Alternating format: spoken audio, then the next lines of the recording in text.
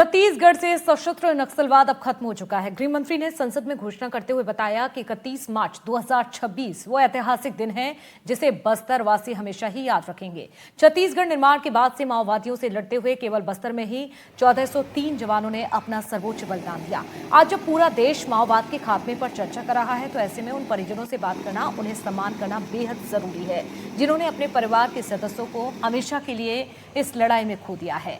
तो एनडीटीवी की टीम ने ऐसे में शहीद जवानों के परिजनों से बात की। सुनिए आप।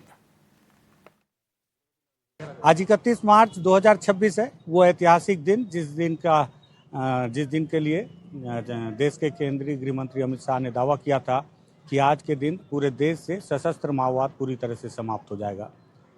कल संसद में केंद्रीय गृह मंत्री ने इस बात का दावा भी किया और इस पूरे आंदोलन को समाप्त करने के लिए इस पूरे मुहिम में सबसे बड़ी भूमिका के तौर पर उन्होंने धन्यवाद दिया देश के जवानों को लेकर। ऐसे में केवल छत्तीसगढ़ में ही जगदलपुर में जो आंकड़े हैं 1403 जवानों ने अपनी शहादत माओवादियों से लड़ते हुए दी और पूरा देश आज माओवाद की समाप्ति पर बातचीत कर रहा है। ऐसे में उन शहीद जवानों के परिजनों से भी बातचीत करना बेहद ज़रूरी हो जाता है। हमारे साथ इस वक्त जगदलपुर में शहीद परिवारों के कुछ परिजन पहुंचे हुए हैं तो इनसे भी बातचीत करते हैं। दादा, आपका क्या शुभ नाम है? मेरा नाम सुखदास मानिकपुरी है। अच्छा जी। आपने कौन शहीद? मेरे बेटे शहीद हुआ, हेमंत दास मानिकपुरी। अच्छा। दादा, आपके बेटे ने शहादत दी और 31 मार्च आज वो तारीख जब ये बताया जा रहा है कि अब माओवाद वाकई में समाप्त हो गया है, क्या सोच रहे हैं इसको लेकर, कैसे देख रहे हैं? हमारे शहीद जवानों के बलबूते से हुआ है आज के दिन की अंतिम होने जा रहा है। हमारे जवानों ने शहीद के अपना जान को दिए बलिदान, उसके बलबूते से हुआ है।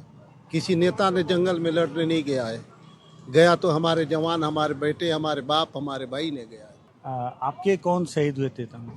मेरे यहाँ पिताजी शहीद हुए थे क्योंकि 18 साल की उम्र में मैंने अपने पिताजी को दंतेवाड़ा के आईडी ब्लास्ट में शहीद हुए थे। तामेश जी, ये बताएं कि आप, हालांकि वो दुख कभी खत्म नहीं होगा, लेकिन अब आप कैसे देखते हैं जब सरकार दावा कर रही है और पूरा श्रेय भी जाता है जवानों को और शहीद जवानों को ज़्यादा श्रेय जाता है कि उन्होंने अपना सर्वोच्च बलिदान दिया है? निश्चित तौर पे बस्तर के धरती पे अनेकों हमारे वीर पैदा हुए थे।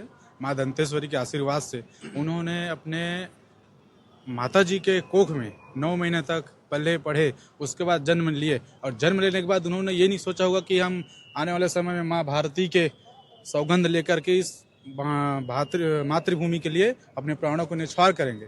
निश्चित तौर पे यह 1403 जवान जो हमारे बस्तर के इस मुहिम में शहीद हुए हैं, निश्चित तौर पे यह देखा जाएगा कि भारत भर में ऐसा कोई वार नहीं होगा जो हमारे इतने जवान हम लोग हुए हैं बस्तर की भूमि में, तो पूरा श्रेय हमारे जवानों को जाता है। आप कैसा महसूस कर रहे हैं वो कमी है अपने चाचा की और साथ ही साथ आने वाले समय को लेकर? जी, आने वाले समय में यही चाहते हैं सरकार से कि जितने भी शहीद हुए हैं उनके परिजनों को जो भी सुविधा उपलब्ध नहीं हो पाए हैं उसके संबंध में सरकार सोचे। इस बात को लेकर गौरवान्वित जरूर होंगे और हर किसी को गौरवान्वित होना चाहिए कि उनके बलबूते पर ही एक बड़ी मुहिम सफलता की कदम चूम पाई। जगदलपुर से एनडीटीवी के लिए विकास तिवारी।